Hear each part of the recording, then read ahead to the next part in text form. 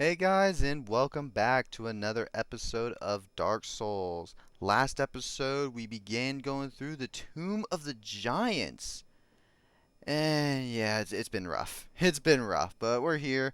I quit out the game and reloaded so I can respawn this little bugger here for some cheeky twinkling titanite. So we're going to run through this area here.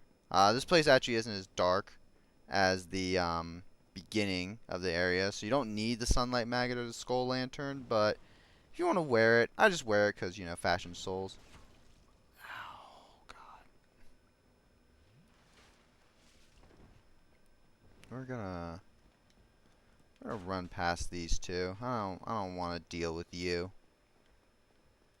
Alright, so you come down here, you're gonna see pinwheel and more pinwheels. Don't believe. Okay, that's not it. And you're gonna see these little baby skeletons. These baby oh god. Okay, you gotta be careful here because there's a lot of pinwheels and they will overwhelm you very quickly. But these pinwheels all have a chance of dropping one of the three masks. So if you didn't get the mask that you wanted, you can farm these guys for them. We're gonna kill them off as we see fit.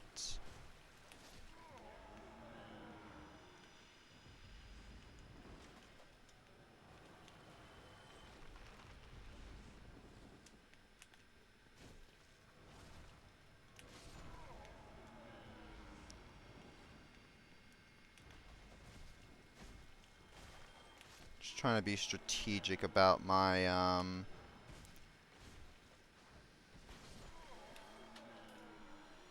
I don't even know what I was trying to say. I was trying to be strategic about something. I don't know what though. This a You gotta be kidding me, bro. Another Mask of the Mother, really? Alright, White Titanite Chunk. I believe these little guys can drop humanities, which is, you know, it's pretty cool. They're really easy to kill. If you have Wrath of the Gods, you can get a bunch of them kind of just lined up and, you know, just nuke them. It's always satisfying.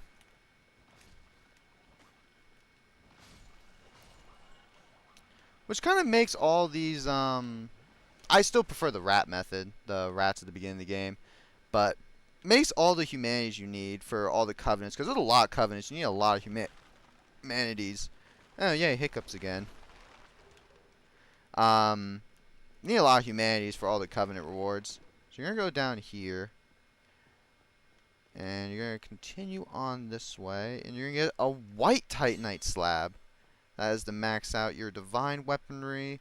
Before you go and fight this boss, you want a divine weapon. It makes the boss fight just a million times easier. You can do it without a divine weapon, but oh boy. Alright, just checking over my notes for something real quick, and we are ready to go in. You know, probably having a Wrath of the Gods would have been nice, but we're gonna just do it. We're just gonna deal with it anyway. So you head in through here. Now the little gimmick of this boss fight is you're gonna take some fall damage, but we're no stranger to that. Now we've been in this room before. We've prayed our allegiance to that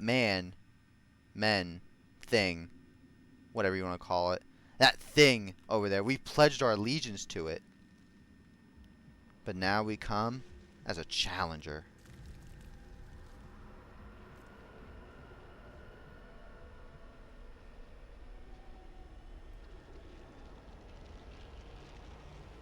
God, it's terrifying. Alright, so you're going to see from far away that he will put his sword into the ground, and that will do his little Grave Lord sword dance, or I guess sword dance. Now these skeletons are the reason you want the divine weapon. If you kill them with a divine weapon, they stay dead. If you don't, they respawn. Having to deal with them respawning is very difficult. Also back there's more skeletons, and there's also a large skeleton. Nito really though is kind of an HP sponge.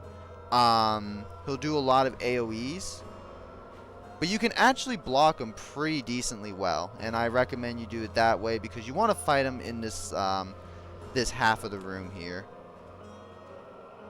But yeah, essentially what you want to do is you want to let him swing, and then he's going to sit there for a long time. I'm not hitting him very well. I guess we got to go from the front. You gonna go again? Another one? Another one.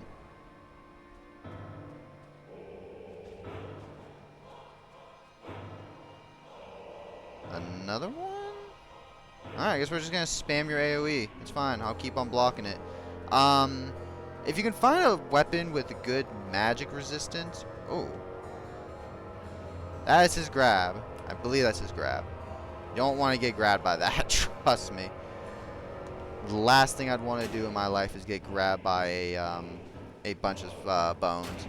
I think actually a stores is probably a really bad choice for this, because I think it's the range that's bugging me. Why I can't hit him from the side.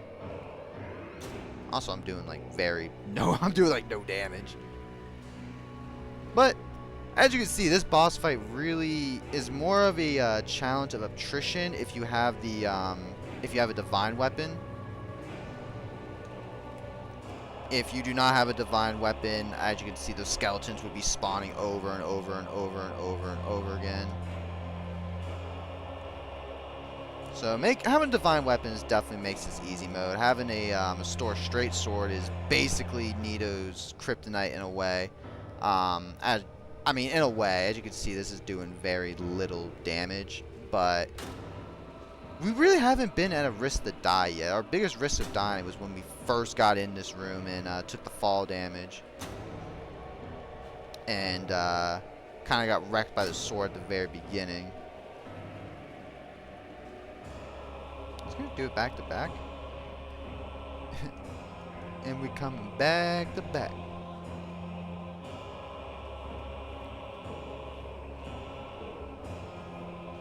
But yeah, not much to talk about. Just, you know, swinging away, hacking away at his massive HP bar. Watching him go into a little fetal position. I used to struggle with Nito quite a lot as a kid, actually. Definitely one of the more difficult bosses if you don't know the mechanics behind it. But with that, he is slain. Pop one in for Solaire real quick. Rest in peace to OG. And we've gotten the third Lord Soul. Also, if you come over this way, after you've killed Paladin Leroy, you'll get the Paladin armor, which I think looks amazing, to be completely honest with you. We're going to put on a Mask of the Mother again. Definitely something I'd recommend getting if you have a little bit of equip load to use. I'm gonna put 2 of these levels into. How many attunement slots do I want? I think I'm gonna want 4 at most. So yeah, we'll put 2 into attunement. Actually, no, yeah, we'll put 2 into attunement. We'll go 1 into faith. And we're feeling a little bit better. Let's put on. You know, let's put on the Dragon Slayer Spear. That was fun to play around with. I want to use Astoras for that area, just to give it its last little limelight. We'll probably use it again in our adventure. Actually, yeah, no, we'll definitely use it again in our adventure. But for the next thing we're gonna do, we're gonna hit the Fire Link.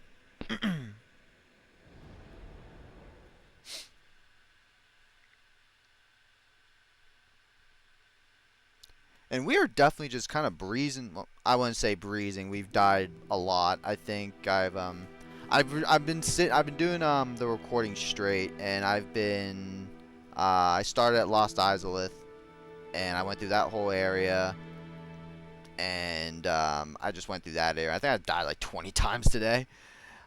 So not breezily, but we've definitely made it through.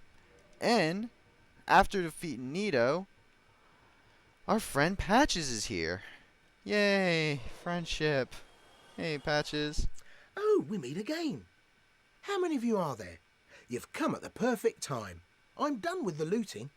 I'm a humble merchant now, and wondrous treasures have I, at a special price for you. There you are.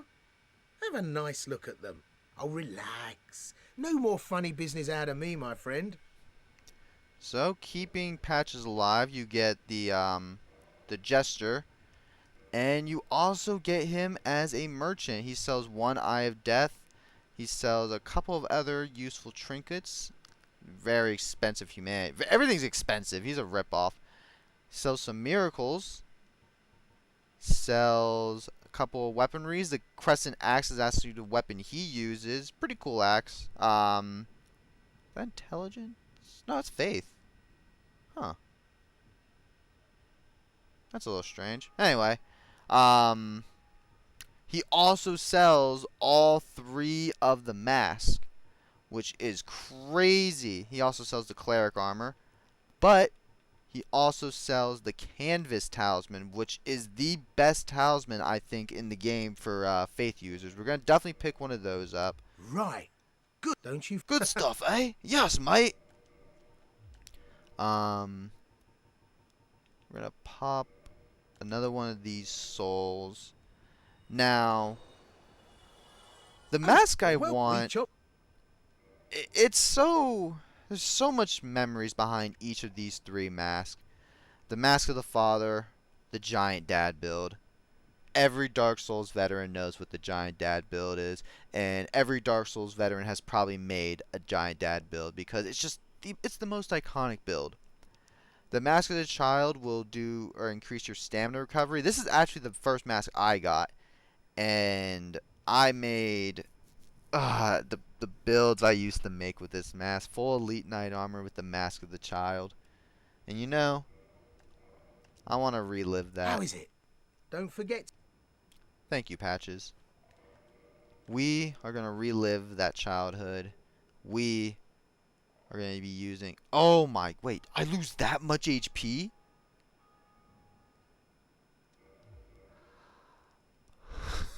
I'm gonna die. I'm gonna die so much. Bro, I have 800 HP. Okay, you know what? We're gonna try. We're gonna try using the Master of the Child. If we die a lot, we're gonna go back to the Mask of the Mother. I didn't realize I had that little HP. Okay, well that's terrifying, but it's fine. Cause this is childhood, baby. So, the next thing we want to do, we want to head back to Anor Londo once again.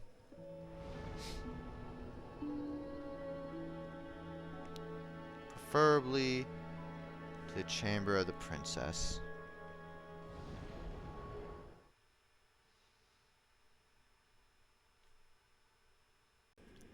Alright, so I got a little bit of explaining to do before we get into this clip. For those of you who have noticed, yes, this is a different build.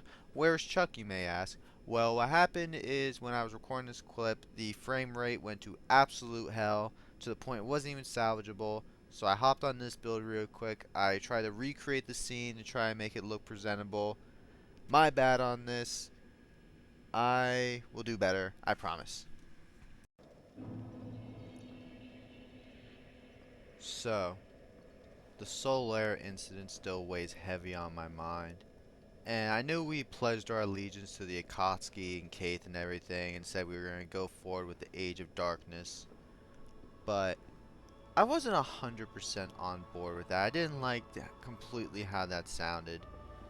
Even though this world is horrid and just horrible to live in, we've met some nice friends. We met Sigurd, we've met Solaire, we've met Sugar Mama Guinevere, but unfortunately, due to the circumstances of this cold, heartless world, Solaire was taken from us. One of the things keeping us sane on this adventure, potentially keeping us on the path of virtue. The other thing being Sugar Mama Guinevere. Now, to fully commit ourselves to Kaith, to fully commit ourselves to darkness, we must strip the one and only other thing left in this world, keeping us on the right path.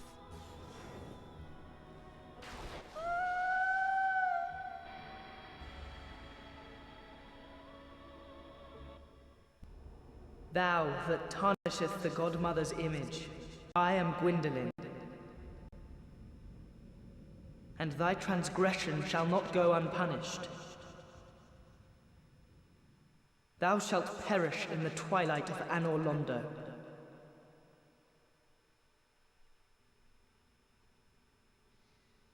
Wait. So you're telling me the one thing that kept me hopeful of this world was a lie?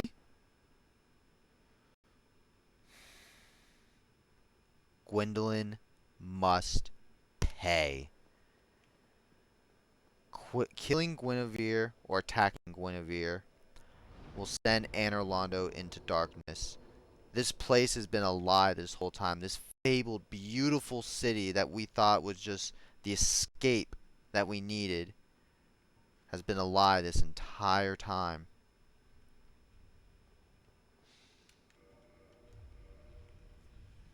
So, the only thing right to do is kill the man that has lied to us this whole time. If you come down here, you'll see that the giants are gone. And now we're replaced with these two guys.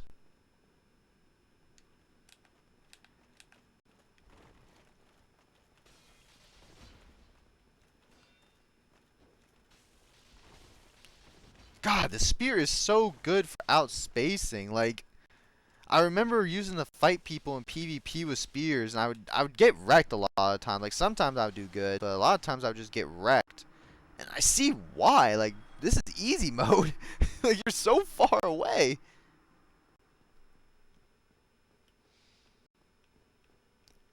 Doing this will not get rid of the giant blacksmith, by the way, in case you guys were a little fearful of that. He's still there. He's cool. He's chill. He still likes us. It's all good between us and him. But if you keep on going forward, you'll see there's another foe awaiting us.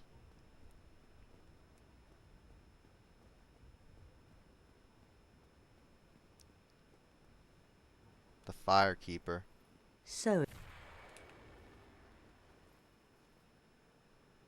She uses the S-Talk with Dark Moonblade. Now, Dark Moonblade is deadly. She also But has a how parrying dagger, so she will this parry man you. She parries you, she is a probably will threat. kill you. Master Gwyndolin, Killing her will give you a Firekeeper soul. But unfortunately now that bonfire over yonder is unusable. We can warp to it, but we can no longer rest at it, so be warned.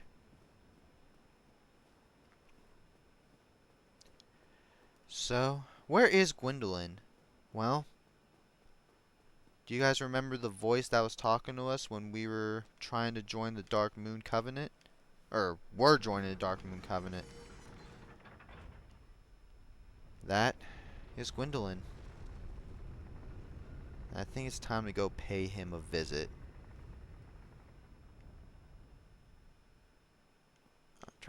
It's down. I always get a little confused. Whoopsie.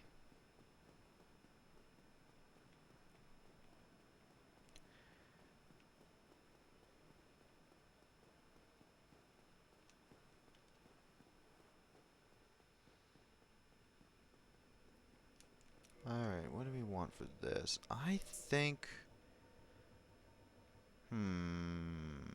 We're actually gonna want the, we're gonna want the Darkwood Grain Ring, actually. That's what I want to use for this. Alright.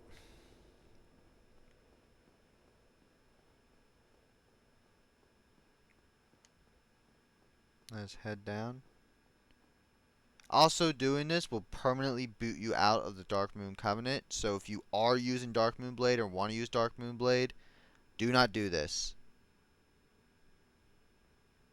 But let us enter.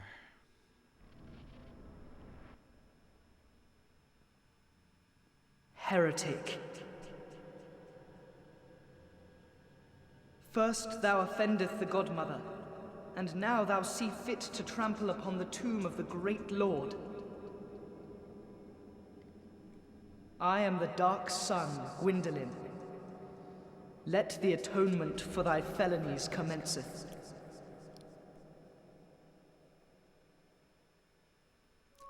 Meet Dark Sun Gwyndolin. Gwyndolin is an illusionist. Gwyndolin had us all fooled about the about Anor Londo this whole time. Gwyndolin is also a very, very powerful sorcerer. These little homing soul masses will do a lot of damage and will stun lock you. That attack, the big beam attack, will go through walls, so you're not even safe behind here. And when you get close enough, she'll start using a he'll. It's a he. He will start using a bow. He also teleports when you get close to him. So this turns into a act of aggression. The bow is what you want to dodge. The bow is very easy to dodge. You kind of run side to side. If you get hit, whoo, be careful. It's a very very dangerous. Very close to being a one hit. Damn near a one hit. If he headshots you, it's a one hit. So your trick is really to side to side these. Side to side the big bangs. Really gain ground on the bow and arrows while running diagonally. As you can see right there, that's how dangerous the bow is. And during the soul mass attack, that's when you want to hide behind the little archways. Oh my god, we got one more. Don't be greedy with this fight, you will die. Trust me. There's a lot of times I try to rush it and I get wrecked and it's not worth it, and then you have to run, well, you don't have to run all the way back, bonfire's right there. Oh, heretic, swathed in dark, an eternal curse upon thee. Yeah. You and your eternal curses.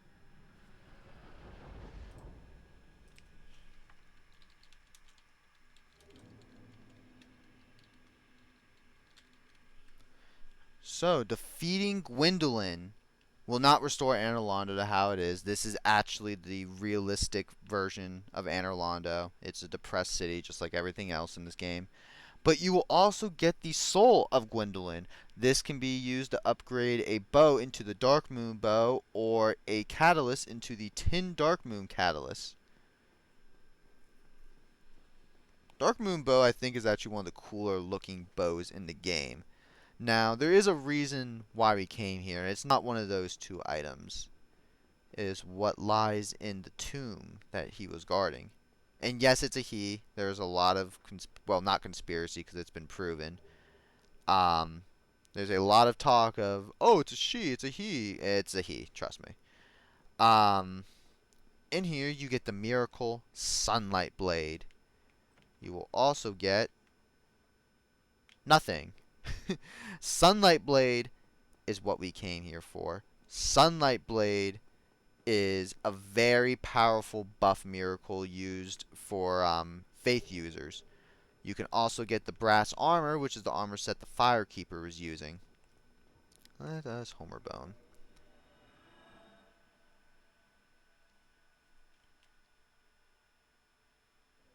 Luckily enough, killing Gwyndolin does not put out this bonfire, which is great.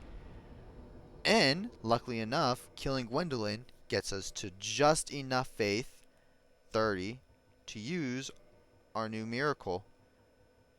And you know, I think it's time for a comeback. A comeback of the Claymore. Seeing as the Claymore is the only weapon that we use that can be upgraded with Sunlight Blade.